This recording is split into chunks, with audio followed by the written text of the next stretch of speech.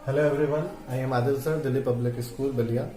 और हम लोगों ने जो अपने 12th क्लास के फिजिक्स के चैप्टर सेकंड में, क्लास 12th है, चैप्टर सेकंड है इलेक्ट्रोस्टैटिक पोटेंशियल एंड कैपेसिटेंस, उसमें ये हमारा जो है लेक्चर नंबर 2.9 यानी 9वां लेक्चर है।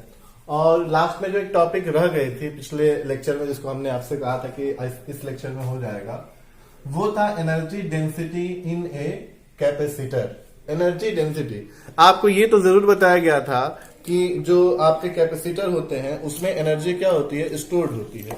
एनर्जी स्टोर्ड होती है इलेक्ट्रिक फील्ड के फॉर्म में, और उस एनर्जी का जो फार्मूला था ये निकल के आया था, general formula U is equal to 1/2 CV square 1/2 Q square by C 1/2 QV। इसमें से कोई फार्मूला आप अप्लाई कर सकते हैं, सिचुएशन के डिपेंड जैसा करता है।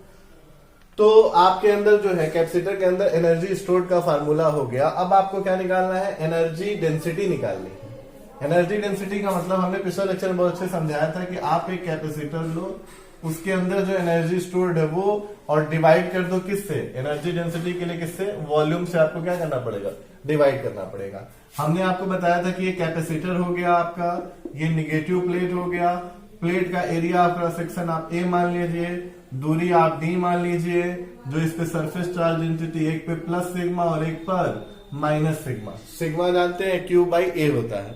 सरफेस चार्ज डेंसिटी, तीन तरह की चार्ज डेंसिटी होती है, एक लीनियर, एक सेकेंड,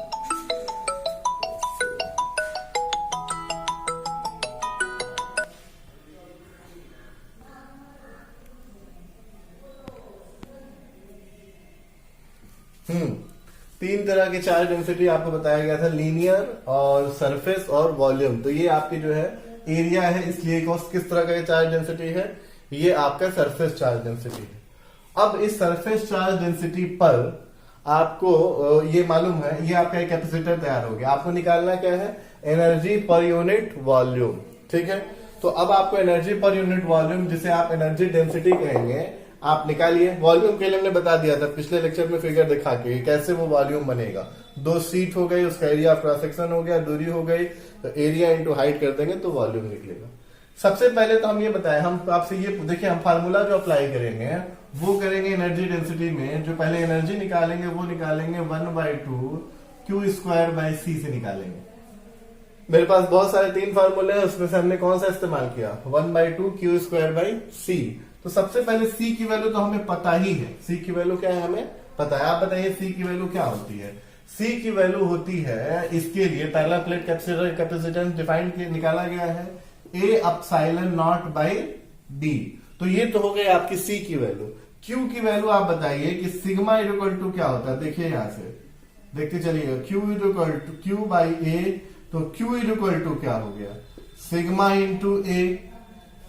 क्या बात सही है। अब अच्छा एक और बात देखिए, Q इक्वल टू सिग्मा की जगह क्या लिख सकते हैं, सिग्मा की जगह इस कैपेसिटर के अंदर जो इलेक्ट्रिक फील्ड होता है उसकी यूनिट क्या होती है बताइए। तो इस कैपेसिटर के अंदर जो इलेक्ट्रिक फील्ड होता है उसकी यूनिट होती है E equal to sigma by epsilon naught. ये पहले भी बताया जा चुका है आपको। यहां से अब आप काम कीजिए कि सिग्मा की वैल्यू उठाइए और इसमें पुट कर दीजिए। तो अब आपको जो सिग्मा की वैल्यू आएगी वो क्या आएगी, E एप्सिलॉन नॉट, देखते जाइएगा, और क्या आएगी आपको A, दिख रहा है E एप्सिलॉन नॉट A। ये आपको Q की वैल्यू आ गई, ये आपको C की वैल्यू आ गई। अब आप दोनों वैल्यू को उठा के इसमें क्या कर दीजिए, पुट कर दीजिए, तो आपको क्या मिल जाएगा, एनर्जी मिल जाएगी। बाद में हम वॉल्यूम से डिवाइड करेंगे, वो अलग बात है, लेकिन पहले तो आप वैल्यू रखिए। तो जब हमने वैल्यू रखा तो जो हमारी एनर्जी आई, थोड़ा ध्यान दीजिएगा, वैल्यू तो देखिएगा 1/2 Q की जगह कितना रखना पड़ेगा, इतना, तो हमने रखा E स्क्वायर एप्सिलॉन नॉट का स्क्वायर और A का स्क्वायर बाई Q की वैल्यू कितनी है, C की वैल्यू कितनी है देखिएगा, ये तो A epsilon not by D, ये हो गया आपका एनर्जी का। वहां पे हमने जो जनरल फार्मूला लिखा, तो इसमें वैल्यू पुट करने के बाद अब आप काम कीजिए, देखिए ये सॉरी D रहेगा, A से A कट गया, एक एप्सिलॉन नॉट से एक एप्सिलॉन नॉट कट गया, जो बचा वो क्या बचा आप देखिए 1/2 ई स्क्वायर, या पहले आप साइलेंट नॉट लिख लीजिए जो तरीका होता है, ई स्क्वायर ए इंटू डी। अरे भाई एक कट गया आपका, ये डी ऊपर चला गया तो ए इंटू डी।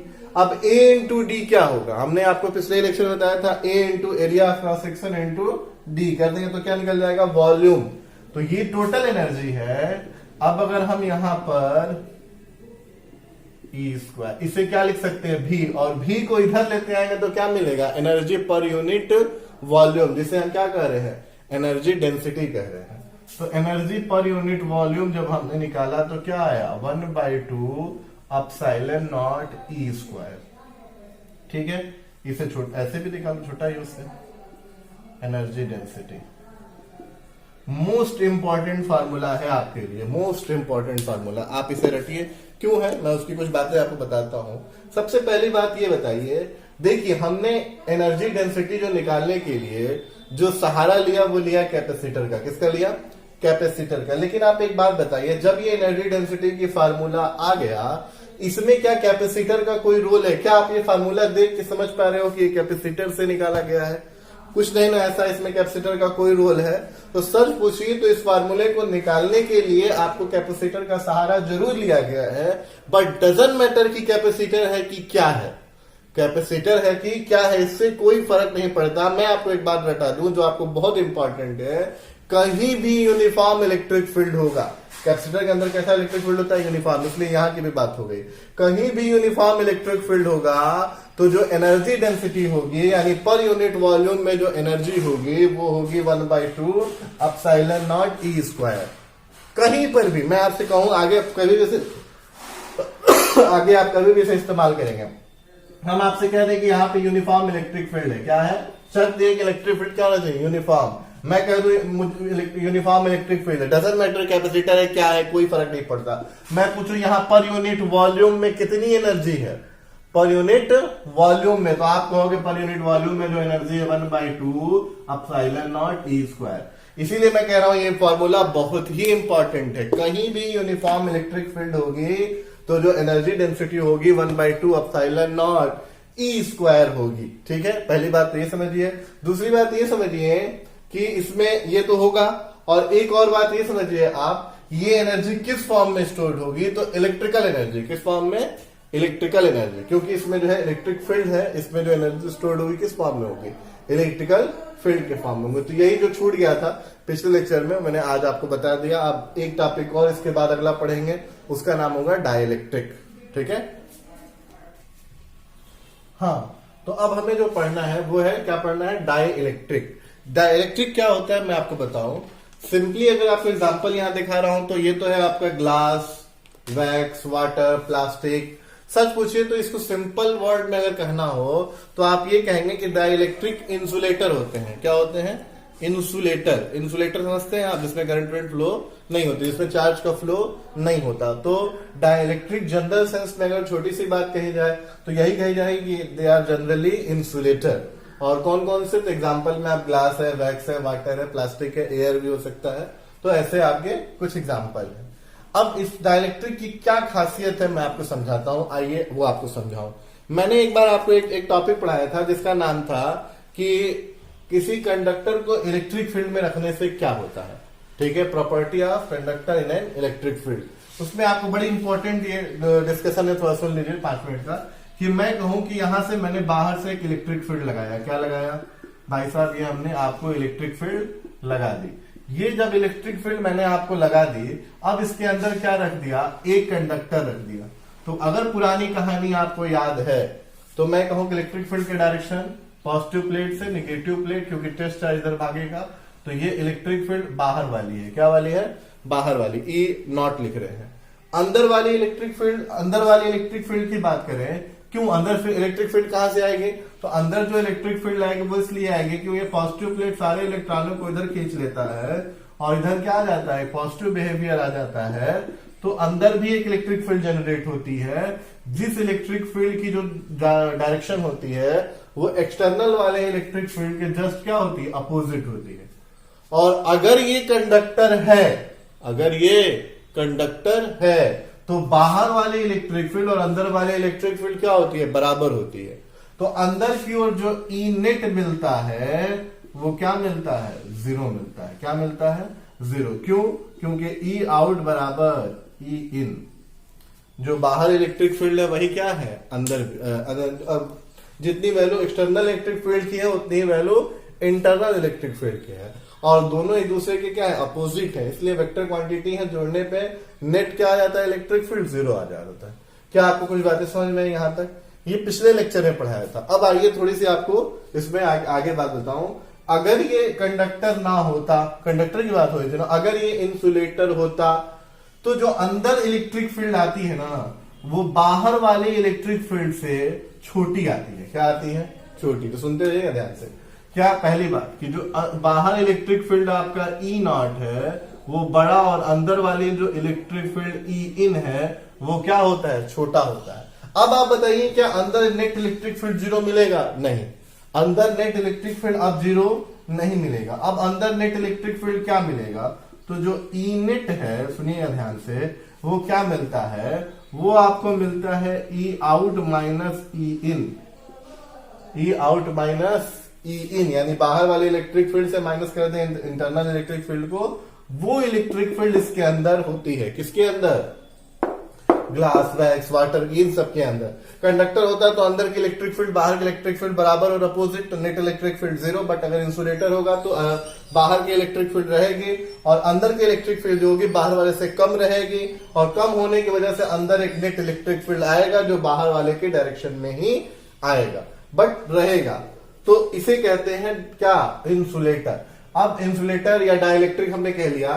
किसी भी डाइलेक्ट्रिक का एक बड़ा इंपॉर्टेंट क्वांटिटी होती है फिजिकल, उसे बोलते हैं डाइलेक्ट्रिक कांस्टेंट। क्या बोलते हैं, डाइलेक्ट्रिक कांस्टेंट। हाँ, बड़ा ध्यान से सुनिएगा, नोटेशन है के। क्या है, के, स्मॉल के का नोटेशन होता है। ये की कैसे डिफाइंड है ये सुनिए, के जो है वो कैसे डिफाइंड है ये सुनिए। डाइलेक्ट्रिक कांस्टेंट का की कैसे डिफाइंड है मैं आपको बताता हूं। के बराबर क्या होता है, के बराबर होता है जो आपने इलेक्ट्रिक फील्ड लगाई, जो आपने इलेक्ट्रिक फील्ड लगाई ई नॉट बाहर से, और अंदर जितनी इलेक्ट्रिक फील्ड बच गई, रेशियो क्या, अंदर जो इलेक्ट्रिक फील्ड बच गई तो कितनी बची, ई नॉट माइनस ई इन। ये रेशियो कि आउटर इलेक्ट्रिक फील्ड और इनसाइड रिमेन इलेक्ट्रिक फील्ड का जो रेशियो होता है उसे उस मटेरियल का क्या कहते हैं, डाई इलेक्ट्रिक कांस्टेंट कहते हैं। क्या इसका इंपॉर्टेंट है, कैसे ये काम कर रहा है अभी और बताता हूं, थोड़ा थोड़ा और दिमाग लगाते रहिएगा, सुनिएगा ध्यान से। ये तो आपको डेफिनेशन बता दी, बात बता दी। अब जरा सुनिए, मैं आपसे कहूं कि मैंने एक्सटर्नल इलेक्ट्रिक फील्ड 50 लगाया, कितना लगाया, 50, और अंदर बच गया आपका 10, कितना बच गया, 10, तो के की वैल्यू कितनी आई, के की वैल्यू आई 5। कितनी आई, के की यूनिट नहीं होती है, ये तो आपको दिख ही रहा होगा, ऊपर भी इलेक्ट्रिक फील्ड नीचे भी इलेक्ट्रिक फील्ड, तो के की यूनिट नहीं होती, यूनिटलेस होती है। तो ध्यान से सुनिएगा, आपकी जो के है, के आपका, वो के की वैल्यू आई 5, आपने बाहर से लगाया था 50, अंदर बच गया कितना, 10, यानी अंदर की ओर प्रोड्यूस हुआ होगा 40, तभी तो कट के नेट 10 रह गया एक्सटर्नल की ओर। तो जो ये 5 है वो क्या कहलाएगा, उस मटेरियल का डाई इलेक्ट्रिक कॉन्स्टेंट। अब ये 5 क्या बता रहा है, जरा ध्यान से सुनिए, थोड़ा सा इसको दिमाग, थोड़ा सा इस यहां लेक्चर पे थोड़ा सा दिमाग चाहिए। 5 ये बता रहा है कि आप बाहर जितनी भी इलेक्ट्रिक फील्ड लगाओगे, बाहर जितनी भी इलेक्ट्रिक फील्ड लगाओगे उसमें आप 5 से डिवाइड कर दो। क्या करो, 5 से डिवाइड कर दो, तो उतनी ही इलेक्ट्रिक फील्ड बचेगी, उतनी ही इलेक्ट्रिक फील्ड बचेगी। वो ये समझा रहा है कि ये क्या समझा रहा है, जितनी भी एक्सटर्नल फील्ड लगाना है बाहर लगा लो, उसमें 5 से डिवाइड कर दो, वही इलेक्ट्रिक फील्ड बचेगा। अगर उस मटेरियल का डाइलेक्ट्रिक कांस्टेंट के बराबर 5 है तो। कुछ मेरी बातें समझ में आई, थोड़ा जल्दी बोल गया, फिर एक बार समझाता हूं, सुनो ध्यान से। मैं आपसे कह दूं कि डाइलेक्ट्रिक कांस्टेंट है 20, कितना है भाई साहब, 20। ध्यान से सुनना, मैंने कहा बाहर इलेक्ट्रिक फील्ड लगाया आपको ई आउट, कितना लगाया, लगाया 100, कितना लगाया, 100। तो मैं पूछूंगा कि अंदर इलेक्ट्रिक फील्ड कितनी रह जाएगी, तो जो अंदर इलेक्ट्रिक फील्ड रह जाएगी ई इन, अंदर रह जाएगी, वो इलेक्ट्रिक फील्ड हो जाएगी ई आउट डिवाइडेड बाई के, और के की वैल्यू कितनी है यहां पर 20, यानी कितनी इलेक्ट्रिक फील्ड रह जाएगी, 5। कुछ बातें समझ में आई के बारे में, कि क्या है, डाइलेक्ट्रिक कांस्टेंट है। डाइलेक्ट्रिक कांस्टेंट का मतलब समझ रहे हैं, ऐसी चीज जैसे मैं बताऊं, आप एक्सटर्नल इलेक्ट्रिक फील्ड को कम कर देगा, क्या कर देगा, कम कर देगा inside the material, inside the material उसका इंटरनल इलेक्ट्रिक फील्ड क्या हो जाएगा, कम हो जाएगा। फिर से सुनो मेरी बात ध्यान से, गर्मी होती है क्योंकि आदमी पंखा नहीं चलाता तुम्हारे बेटर साउंड क्वालिटी के लिए, कि तुम्हें साउंड क्वालिटी बेटर मिले, ठीक है, इसलिए आदमी पंखा भी नहीं चलाता है। थोड़ा ध्यान से पढ़ा करो, मेहनत से आदमी पढ़ाता है। फिर से सुनो मेरी बात, डाइलेक्ट्रिक कांस्टेंट क्लियर हो गया। डाइलेक्ट्रिक कांस्टेंट मैं आपसे बोल रहा हूं, सुनो फिर एक बार और थोड़ा अपने मन में करना। मैं कहूं कि डाइलेक्ट्रिक कांस्टेंट है सर जी 50, कितनी है, 50। डाइलेक्ट्रिक कांस्टेंट कितनी है, 50। तो डाइलेक्ट्रिक कांस्टेंट अगर 50 है, अगर मैं एक्सटर्नल इलेक्ट्रिक फील्ड यानी आउट बाहर की इलेक्ट्रिक फील्ड लगाऊं 500, कितनी लगा दो, 500, तो मुझे कितनी इलेक्ट्रिक फील्ड मिलेगी अंदर मटेरियल के, तो जो मटेरियल के अंदर मिलने वाली इलेक्ट्रिक फील्ड हो जाएगी 500 बाई 50, यानी कट के कितना, 10। ये होता है डाइलेक्ट्रिक कांस्टेंट का मतलब। अब आपसे कुछ इंपॉर्टेंट चीजें आपको, वैसे तो डाइलेक्ट्रिक कांस्टेंट हर मटेरियल का आपको रटना नहीं है, वो खुद आपके किताब में या क्वेश्चन में दिया होगा।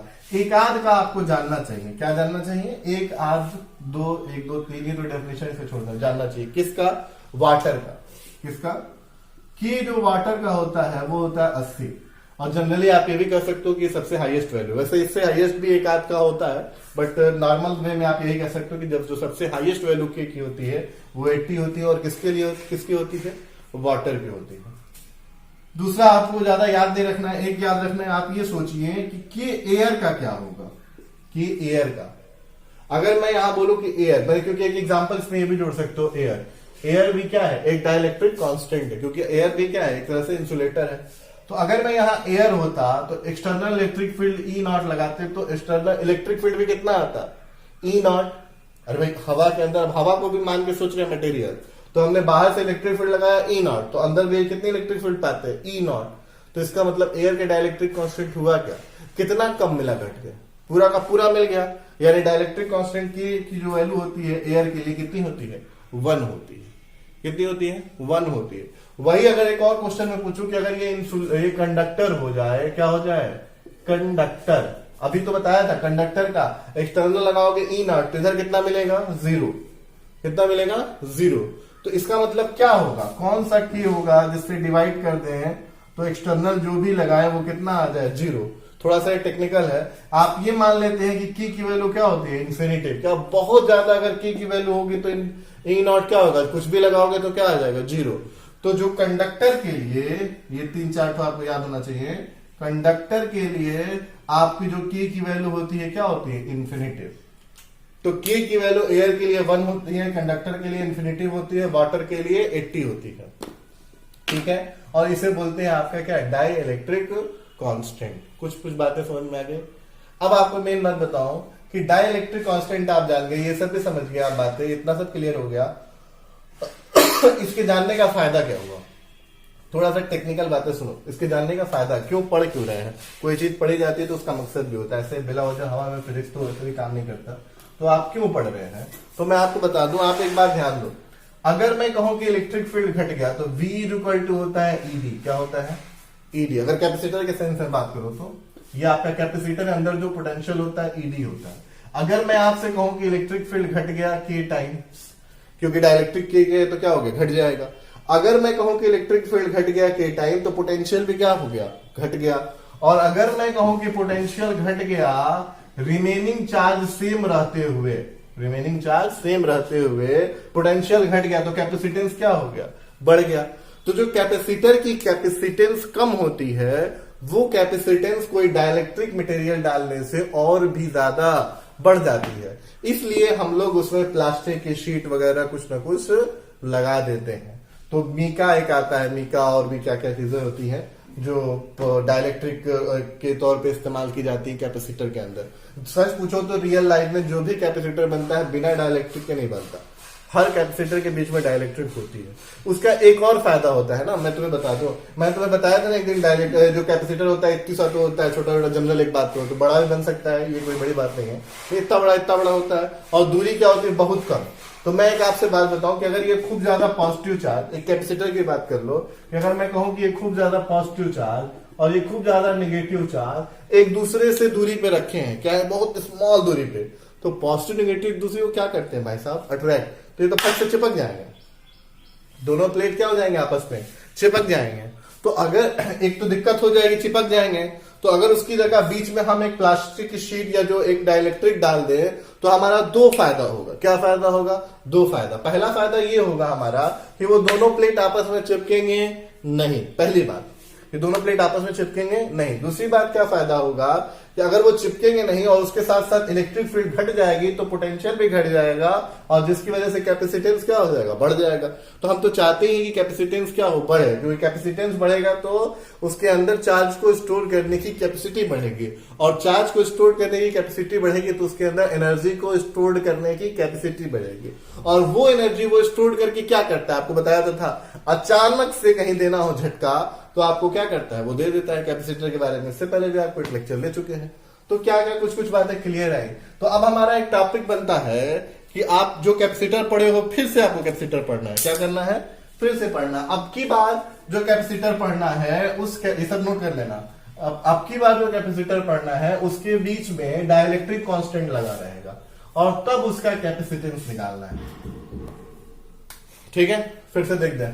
देखो भाई, ये आपका कैपेसिटर, ठीक है, थोड़ा छोटा ही बना दो क्या, कुछ ज्यादा ही बड़ा बन गया, डिराइव वैल्यू तो करना है, इधर बना रहा हूं थोड़ा दिखाई देगा। ठीक है, ये आपका कैपेसिटर, देखिएगा ध्यान से, ये पॉजिटिव प्लेट, ये निगेटिव प्लेट। एरिया आपका सेक्शन ए, सिग्मा, सिग्मा मतलब जानते हैं क्यू बाई ए, इधर पॉजिटिव तो इधर निगेटिव, दूरी डी, दूरी क्या, डी। इसका क्या आपको कैपेसिटेंस मालूम है, बिल्कुल मालूम है, इसका capacitance A epsilon not D. लेकिन अब सोचिए कि इसके बीच में एक रख दिया गया डाई इलेक्ट्रिक कांस्टेंट। क्या रख दिया गया, डाई इलेक्ट्रिक कांस्टेंट, जिसका डाई इलेक्ट्रिक कांस्टेंट कितना है, के। क्या है, के। और अगर आपने एक्सटर्नल इलेक्ट्रिक फील्ड, शुरू में आपने external electric field E not लगाई थी, कितनी लगाई थी, शुरू में एक्सटर्नल फील्ड ई नॉट लगाई थी, पूरे इसके अंदर इलेक्ट्रिक फील्ड कितनी थी, ई नॉट। तो अंदर इलेक्ट्रिक फील्ड कितनी हो जाएगी, याद है, अभी तो जस्ट बोला था आपसे कि के की वैल्यू से क्या कर दीजिए, डिवाइड कर दीजिए। तो जो अंदर इलेक्ट्रिक फील्ड बचेगी वो बचेगी ई नॉट बाई के। क्या बात समझ में आ रही है आपकी, अंदर इलेक्ट्रिक फील्ड क्या बचेगी, ई नॉट बाई के। तो ये अंदर की ओर बची हुई आपकी क्या होगी, इलेक्ट्रिक फील्ड होगी। अब इसका हमें क्या निकालना है, कैपेसिटेंस। इसका क्या निकालना है, कैपेसिटेंस। इसका एक हेडिंग है, वो मैं लिख नहीं रहा हूं कि क्या हेडिंग बन जाएगा इसका, capacitance of A parallel plate capacitor, capacitance of A parallel plate capacitor with A dielectric slab. इसे क्या कहते हैं, डाइलेक्ट्रिक स्लैब कहते हैं। अच्छा, इस स्लैब की थिकनेस भी है, वो कितनी है, टी है। इसकी थिकनेस क्या मान ली, टी। तो अब सुनिए ध्यान से, जो ये गैप है, ये गैप, ये गैप, यहां पे जो इलेक्ट्रिक फील्ड होगा वो कितना होगा, वो जो आपने जितना लगाया उतना ही होगा, ई नॉट। इधर भी कितना होगा, ई नॉट, बट अंदर जो इलेक्ट्रिक फील्ड होगा वो कितना होगा, ई नॉट बाई के। क्या मेरी बात समझ में आ रही है, सब कुछ क्लियर है यहां तक। तो अब आगे देखो, हमें क्या निकालना है, इसका कैपेसिटेंस। कैपेसिटेंस क्या होता है, पहले मैं आपको बता दूं, यानी क्यू बाई भी निकालना। आपको क्या निकालना है, क्यू बाई भी। निकालते हैं क्यू बाई भी, तो हम उसके लिए भी निकालेंगे। क्या निकालेंगे, भी। तो भी का जो फार्मूला अभी तो बताया था, भी बराबर क्या होता है, ई इंटू डी। क्या होता है, ई इंटू डी। लेकिन अगर ई हर जगह यूनिफॉर्म हो तब तो ई इंटू डी लिखेंगे। हमारा हर जगह ई यहाँ क्या है, यूनिफॉर्म नहीं है। कुछ जगह ई जो है ई नॉट है और कुछ जगह ई जो है क्या है, ई नॉट बाई के है। इसलिए ये फार्मूला दो जगह, दो हिस्सों में टूट जाएगा। डी के दो हिस्सों में, कितने हिस्सों में, अगर इसकी मोटाई टी है तो जो जितना जो बाकी जो बच गया वो क्या होगा, डी माइनस टी। तो जो ई नॉट इलेक्ट्रिक फील्ड है वो कितने दूरी में है, डी माइनस, बोलिए भाई, टी। इतनी दूरी में जो इलेक्ट्रिक फील्ड है वो क्या है, ई नॉट है। और जो टी दूरी में इलेक्ट्रिक फील्ड है वो कितनी है बोलो, तो ई नॉट बाई के है। क्या आपका निकल गया, ठीक है। अच्छा, ई नॉट की वैल्यू क्या होती है, अंदर की ओर जो इलेक्ट्रिक फील्ड होती है वो क्या होती है, सिग्मा बाई ए। याद आ रहा है आपको, तो V equal to E naught की जगह क्या लिख सकते हैं, ई नॉट कॉमन ले लो, सोच लो, एक लाइन की मैंने कॉमन ले लिया, लिख दो क्या, एक लाइन बढ़ेगा मेरा, क्या बढ़ाओगे एक लाइन, अच्छा लो बढ़ा लो, ई नॉट कॉमन ले लो, तो अंदर क्या बचा, D minus T plus T by के। अब देखो ई नॉट की जगह क्या लिख सकता हूं, ई नॉट की जगह लिख सकता हूं सिग्मा बाई ए, और फिर सिग्मा की जगह क्या लिख सकता हूं, जरा ये भी तो बता दो कि सिग्मा की जगह क्या लिखा जा सकता है। सिग्मा की जगह लिखा जा सकता है, सॉरी कुछ गलती हो जाएगा अंदर, हाँ ई नॉट अपसाइलन नॉट। और सिग्मा की जगह क्या लिखा जा सकता है, तो सिग्मा की जगह लिखा जा सकता है क्यू बाई ए।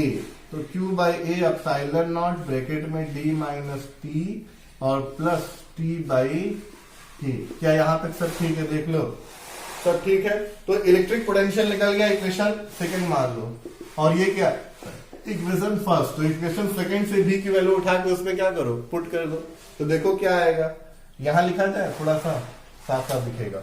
तो यहां देखो, यहां रखा Q और V की जगह क्या रखा, इतना सब।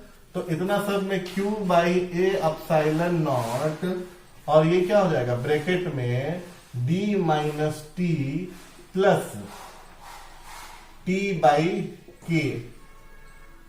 ठीक है, अब इससे आप जो करोगे यहां से, तो Q से Q कट जाएगा, कैपेसिटेंस आएगा A epsilon naught divided by D minus T plus T by के।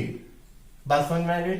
तो ये आपका डाइलेक्ट्रिक कैपेसिटेंस निकल के आया जब आपने डाइलेक्ट्रिक कांस्टेंट डाला, जो पहले से क्या होगा, ज्यादा होगा। पहले से क्या होगा, ज्यादा होगा। देखना पड़ता है अभी वीडियो बन रहा है कि नहीं, ठीक है।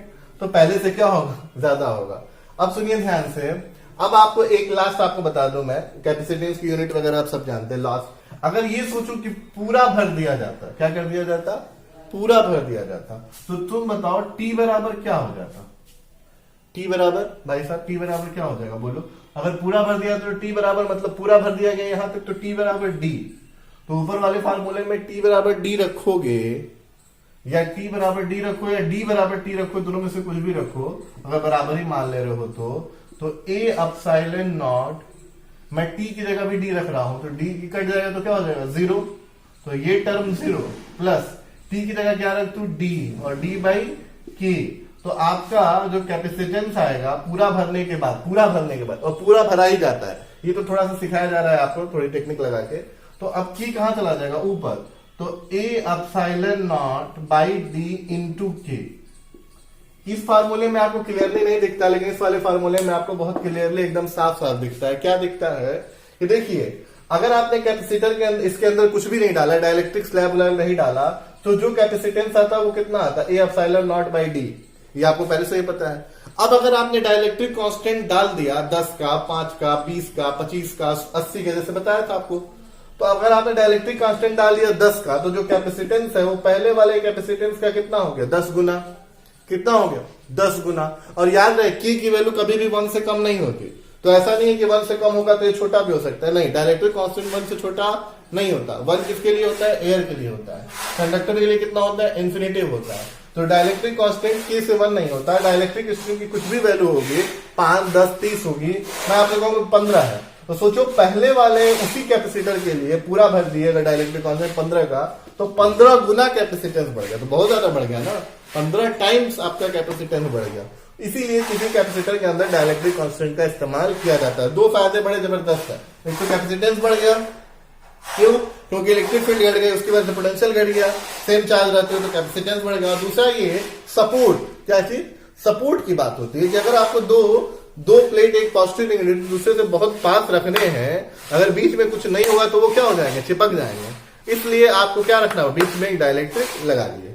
तो इस तरीके से आपका जो ये सेकंड चैप्टर है, जितना आपके बोर्ड एग्जाम में आने लायक है उतना सब कुछ ये हो गया है। इसलिए अब आपको कुछ पढ़ना नहीं है। लास्ट में एक वेन डी ग्राफ जनरेटर है, तो वो आपके सिलेबस वगैरह में है नहीं, इसलिए मैं पढ़ाऊंगा नहीं। स्कूल में होता तो कोई बात भी होती है, ऑनलाइन है इसलिए मैं उसे छोड़ दूंगा।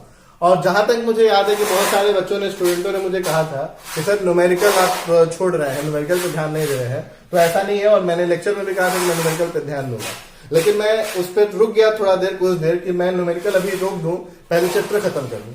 तो ये सेकंड चैप्टर आपका खत्म हो गया। अब जो हमारा लेक्चर बनेगा वो प्योरली किसके लिए बनेगा, आपका न्यूमेरिकल के लिए बनेगा, ठीक है। तो अब आगे से जो आपको वीडियो मिलेगा वो न्यूमेरिकल के लिए। थैंक यू, आज के लिए इतना बहुत है।